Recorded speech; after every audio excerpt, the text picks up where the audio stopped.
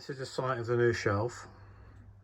Okay, so what I've done, because this is not wide enough to fit the brackets, I've put 3 holes in. I'm going to put a bit of wood on the side, either side, just like you see there, to support it better. I'll bring you back in a minute when I'm mounting it. Welcome to the workshop. So this is the shelf I'm putting in the shed. So these are the strengthening bearers, which I'll show you in a minute. That's the brackets, and this is the laminate bit of wood. So everything's been pre-drilled, tapped, and is yacht varnished.